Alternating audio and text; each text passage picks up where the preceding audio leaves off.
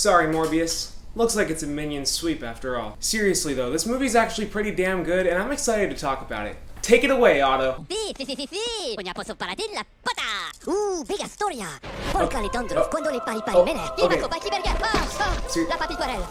Thank you. La partida, la vola. That's enough, Otto. Thank you. Sorry, guys. Anthony here from Awesome Anthony Productions, and today I'm going to talk about what is probably one of my biggest surprises of the year so far, Minions: The Rise of Gru. That's right. Minions 2. The movie of all time. If you find yourself blessed with tickets to this cinematic experience, make sure you don't dress like this. This is what you wear to go see Minions. Now let's get to the review. Now I've never had any particularly strong feelings towards the Minions. I liked the first Despicable Me and thought the other two were passable enough. I'm not like one of those people that actively wants to curb stomp their little yellow bodies or anything like that, but I'm also not a mom sharing really terrible memes to my Facebook page either. Hi. Random point I forgot to mention when I was recording my review.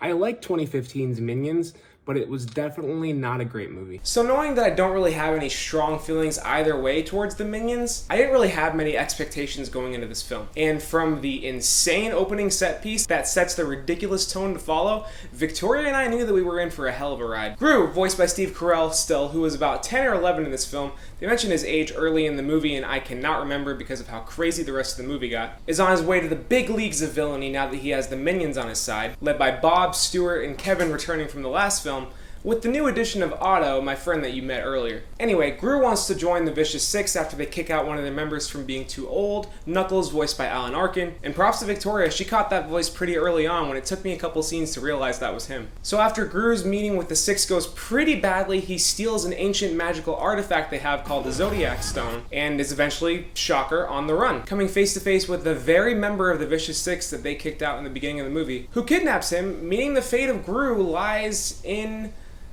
the hands of the Minions. My minions will save me.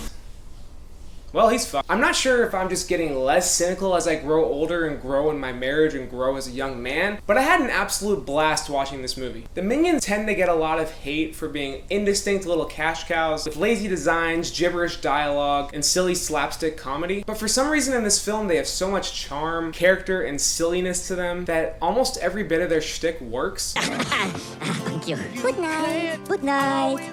Yes. Good night. Good night. And the willingness of the filmmakers to lean heavily into that insanity just adds to how fun the whole thing is. Whether they're hijacking a damn airplane and almost crashing and killing everybody aboard, going through an intensely cinematic kung fu training montage, or turning into different animals for an epic anime-inspired showdown, the Minions are constantly and completely hilarious here, with their antics fueling the frantic pace this movie has without ever feeling too exhausting. Parts of it honestly get so wacky, wild, and zany it feels like a freaking Looney Tunes cartoon. The animation definitely helps too. This is honestly the best any of their movies have looked so far. Each of the Minions and supporting characters actually have their own unique look and feel to them. The scenery feels lifelike enough without being too uncanny and still having a cartoonish feel to it. The lighting and shadows are impressive, especially when compared to the original Despicable Me. And when the movie decides to go absolutely nuts with another crazy slapstick set piece or epic anime-inspired battle scene like I mentioned earlier, the animation simply elevates it and makes it all that much more fun and exciting. Each of these other films looked pretty cheap in some way, as do most Illumination films, but this really does feel like a big budget cartoon in the best of ways. It's crazy, it's zany, it's wacky, but it has some beautiful animation. There's not really much else to say here about the Minions. They're used in fun and hilarious ways, and their weirdness is amped up to 11, and our three main Minions from the last movie with the addition of the talkative Otto make surprisingly endearing leads to spend a good chunk of the film with, even when you can barely understand what they're saying.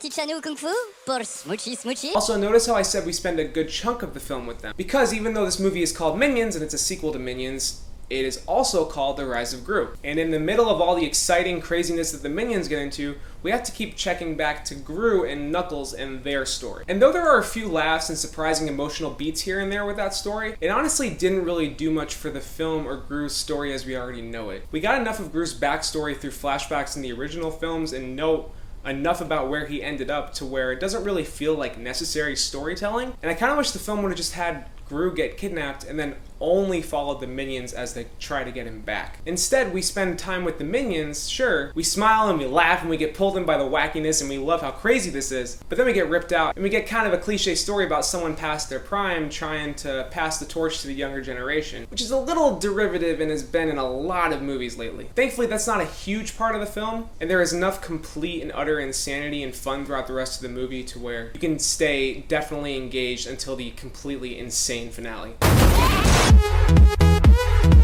I can't believe it, but Minions: The Rise of Gru didn't just end up being another movie of all time. It ended up being pretty damn good and a really fun way to spend an hour and a half. Go with some friends, take your kids, get a little drunk and go, you'll have fun. And that's my review. If you enjoyed, please subscribe, leave a like, leave a comment, ring the bell to be notified whenever I post again. I also post shorts for my content, memes, and videos of my pets almost daily, so if you want to check those out, go ahead and follow me on Instagram or TikTok. You can find those in the description below. Lastly, you can check out these cards here to go check out my channel and go see my last review. Thanks for watching, and I'll see you on the next one.